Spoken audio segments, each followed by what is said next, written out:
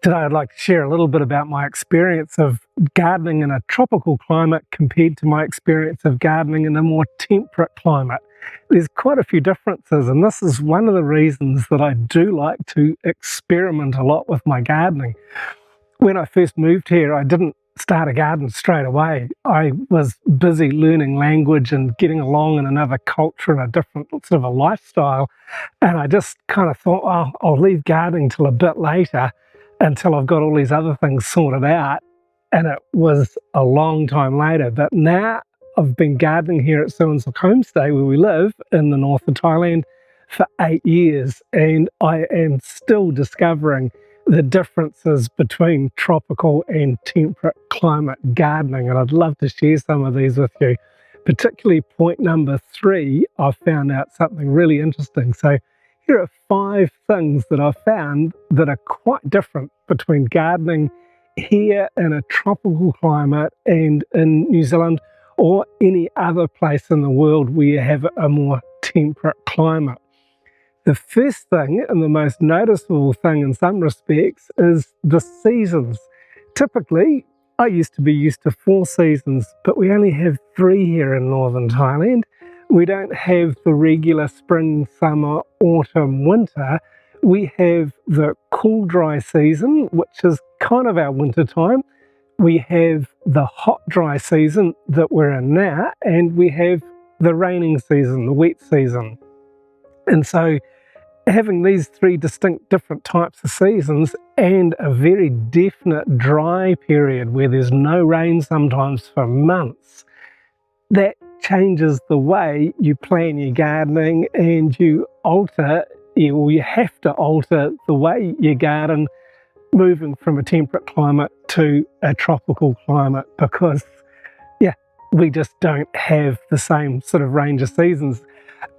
A lot of people ask me, oh, when's the dry season in New Zealand? And I said, well, it doesn't really exist. The rainy season lasts from January right through to December. It rains whenever it likes. But here, this season, we didn't have any rain from the middle of November, and then we got some partway through February a little bit. Then we've had a little bit this year in March. So it's quite a big difference.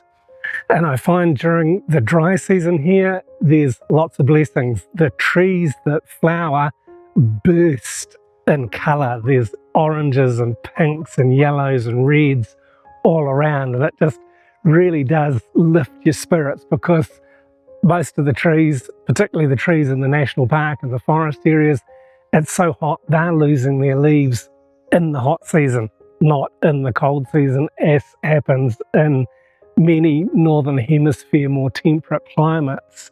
And so you've got to get used to it. You've got to get used to what's being planted in the vegetable garden and how to take care of the other parts of your garden as well. The second difference between gardening in a temperate or a tropical climate is the sun. Sure, it's the same sun that we have everywhere, but the location is a lot different.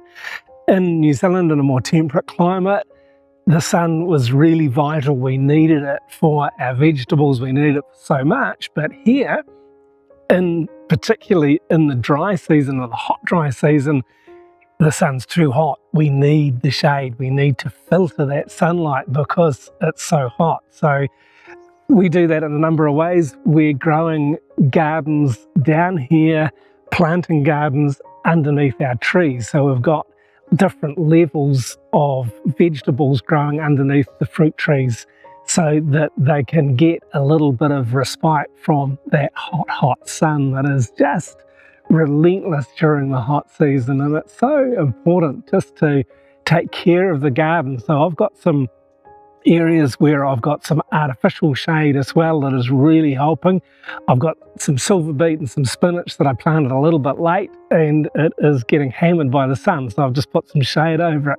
And the other key thing that we do here to really help with the sun is to lay mulch down. And because we've got an abundance of bamboo leaves, particularly during the hot dry season, these make ideal mulch for much of the garden. They're not so good around young seedlings, but around anything else.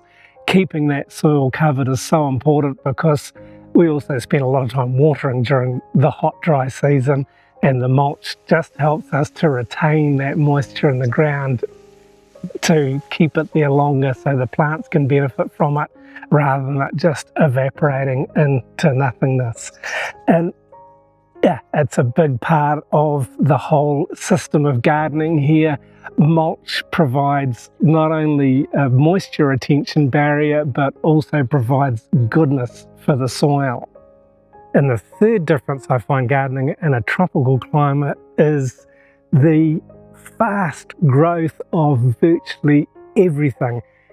Plants just seem to grow quicker here in the tropics than they do in the cooler seasons in more temperate areas. And particularly our bamboo. We planted this was one of the first things that we planted on our section. And so yeah, about 8.5 years ago, and it's now, I'm guessing, over 30 metres tall along this culm. So that's some pretty awesome growth, and the new ones do that every single season. So the growth rate of virtually everything here is phenomenal. Also our trees. We've now only got one tree that was original on the section. This was a longan orchard, so we've taken those trees out and replaced them with a lot of other fruit trees and flowering trees, and yeah, it's beautiful how fast they have grown. These trees were so small when we planted them, and they are huge now. And in doing a little bit of research for this video, I've discovered one of the reasons why this is, and it's got to do with the soil or the microbes in the soil. Yeah, I've noticed that compost breaks down much more quickly here, and it's that same microbial activity that affects the soil as well. The nutrients are made much more readily available to the plants, so they grow quicker. They've also got longer hours of more intense sun, and thankfully we're in a location where we've got easy access to a good amount of water. There is no distinct cold season. It cools down a bit, it gets down to maybe 10 degrees Celsius a few days of the year, but we don't have a prolonged cold period. And I've discovered that this means that the microbial activity in the soil and in our compost never stops. They're always munching. Those little microbes are just chewing through and producing nutrients that our plants can take up. So that is depleting the soil more quickly. And this is something I just often wondered. It just sort of seemed to think, gosh, I seem to be putting more and more compost and organic feed into our garden, much more so than I did gardening in a temperate climate. And I've discovered now it's because there's no dormant period for the microbial life. They just keep on going and going and going right through the year. Whereas in countries and climates where there's a distinct winter time, the microbial activity in the soil really dies right off or slows right down. It's like putting a ripe piece of fruit. I picked up a papaya the other day off our counter that's been sitting there for a couple of days getting ripe. I've now put it in the fridge because I want to just slow that ripening process down. And it's kind of similar with the microbes in the soil. When wintertime comes in the colder climates, that soil activity dies right down. So there's a good reason for needing to keep composting, and thankfully, because of that, the same reason, the compost just happens much more quickly. I can build a good compost pile, and within a couple of months, maybe 3 months, I can have it ready. I'm sure if I turned it more frequently, it would even work quicker than that. So yeah, the fourth thing is that the soil is much more hungry than it is in the West because of this. The soil needs more attention because those microbes are really depleting any organic matter in it much more quickly. When we bought this section, there was no organic matter in the soil. It had been farmed for a long time, longans, as I mentioned, and then prior to that was rice, and yeah, the farmers here use chemical a lot, so there was no real life left in the soil. There was no worms in the soil.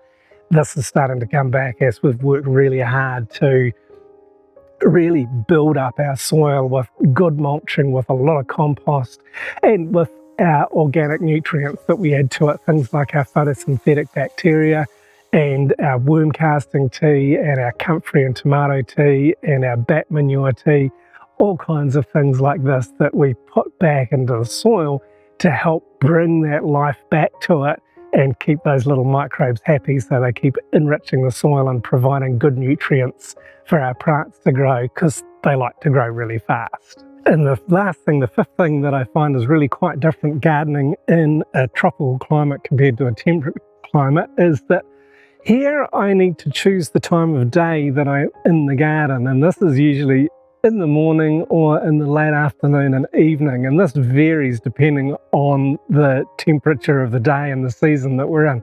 This time of the year in our hot dry season, I'm doing some in the early morning and a little bit more in the later afternoon or early evening.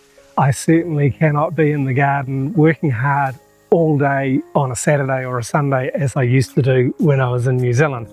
It's just too hot in the middle of the day, and it's not very healthy to be out in the full sun trying to work in the garden. So choosing to garden in the morning and in the evening is great.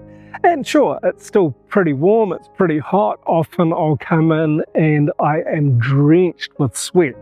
Great exercise. I don't need to go to the gym. Since we've been living here, the 8 years that we've been living here, I've lost about 15 kilos. And a lot of this has got to do with the exercise that I get when I'm doing the gardening, when I'm working in the garden. I'm also eating a lot more healthier than I used to. And so these things is just, the matter of learning to go with the flow very much of the seasons and of the climate, and dealing with the heat, dealing with the monsoon rains when they come, and just getting into a groove and getting into a rhythm with the seasons and with the climate to be able to enjoy my gardening here. It is quite different than gardening in a temperate climate, but being a gardener, it's always enjoyable. I love being in the garden. I love watching things grow and encouraging them and giving them good food, good water and everything, so our plants can provide food and beauty and lovely aromas for us. And this is just something that is so worthwhile, and it's such a lovely thing. But to learn to be adaptive, and this is something important for every area of our life, particularly if we're moving from one country to another. And this is something that I've touched on in another video recently, that if you'd like to know some good reasons to come to Thailand and live in the north of Thailand if you're retiring, you can watch this video next. And thanks very much for watching this one all the way through.